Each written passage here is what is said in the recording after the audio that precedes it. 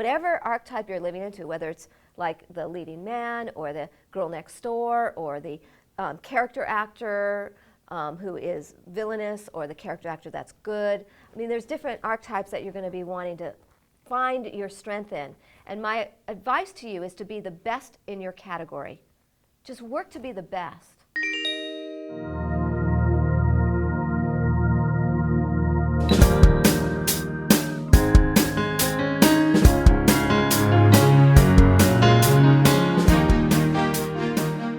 So there's 4 steps to the work, and basically it's the difference between being an artist and being a craftsman, and actually they're one and the same.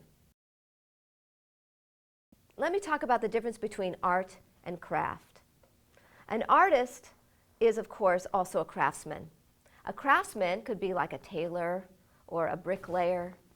The interesting thing about a craftsman is the craftsman has the capability of duplicating and multiplying their product over and over and over again. They get to a place where if you're a good tailor, you can make perfect seams and you can actually duplicate those seams. An artist makes a one-of-a-kind product. That product will never be seen again.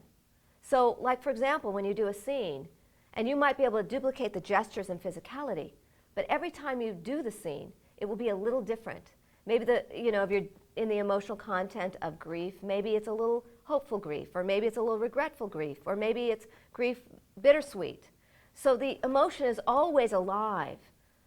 So the neat thing about being an artist, which an actor is that your product is never the same, ever. And so on one given day, you might shoot something, and many times you have to write script notes so you know how to deliver the next part of that scene for continuity purposes. Because art is such an original process. It's an original product. But the journey of both artist and craft is the same. And to become an artist or become a craftsman, there are 4 stages, which are identical. So you're both an artist and a craftsman. The first stage is novice. So a novice is somebody who has a passion for something. This is part of being an artist, is that passion that you can't not do it. You have to do it. You have to do it. You have to do it so much you want to do it all the time and every day. I remember when I became a teacher, I was very young when I first started teaching, and I fell in love with teaching, and I wanted to do it every single day, and I still do it every single day.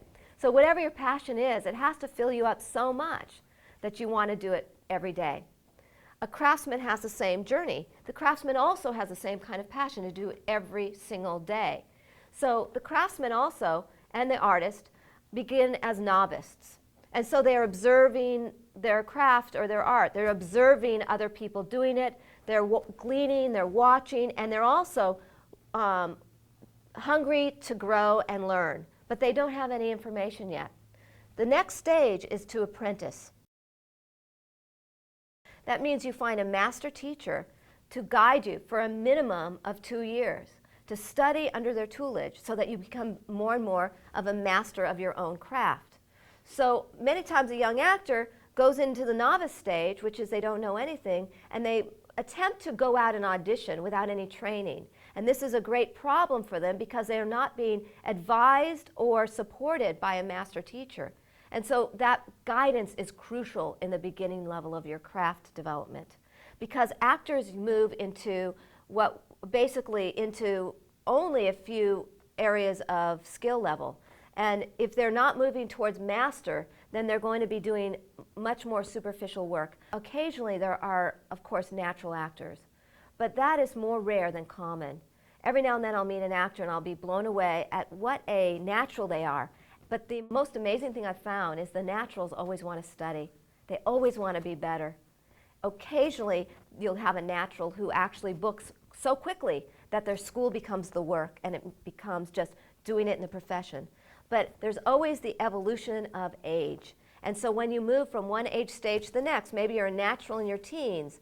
Well, I have had a lot of actors that became very successful as teenagers, and they didn't need a lot of training. But then when they had to make the transition into their adulthood, need a lot of training. Because what happens is many times as we get a little self-conscious or self-aware, or we try to start duplicating the same product and it just won't come out the same because our bodies and instruments have changed, our psyche has changed and we've evolved. A lot of actors go back to class as they go through changes in their life. So as you grow and change, you're moving and you're apprenticing your art, you'll do that for a period of time. And then you'll move into a realm called journeyman. A journeyman is somebody who's taken the lessons that they've learned as an apprentice and can actually apply it professionally.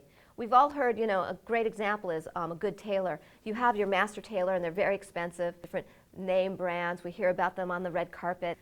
Who designed your dress? Who are you wearing? And then under them are many times lesser tailors, those that can get close to the master but are not yet master tailors. And so same with acting, you get to a certain level where you show some expertise, some professional capability, and so you start getting work. So what happens as a journeyman is you're working and then you're taking the problems, the issues, the challenges in the profession and you're bringing them back into the classroom to work them out, to make sure that you get stronger in the art, because the goal is to be a master. The goal is to be the kind of actor that enthralls consistently their audience and also teaches actors how to act even stronger. We have a few master actors out there, of course, Daniel Day-Lewis, Meryl Streep, Natalie Portman, Christian Bale. Those wonderful actors are teaching not only myself as a teacher and acting coach and director, but they're also teaching other actors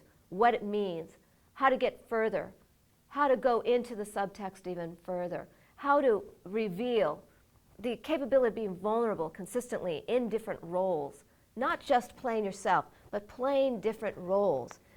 All of these are attributes of a master. You know you're a master when one of your peers may come up to you and say, "How did you do that? I want to do that too. I want to be as good as you." That's a master actor. That your peers basically assign you master. The audience doesn't assign the master. Your audience at large enjoys you, may not know the distinction between these four stages, but your fellow actors, your peers do. It's sort of a process that's ingrained inside of us that you know when you move to different stages in your art. And every art form has this journey. Every art form goes through these four progressions. So it's sort of exciting to know that you sort of live in a continuum, that you're not just sort of trying to be good, but you're actually aiming for expertise. You're actually aiming for brilliance. You're aiming to inspire your audience. And you're aiming to reveal even more what's within yourself.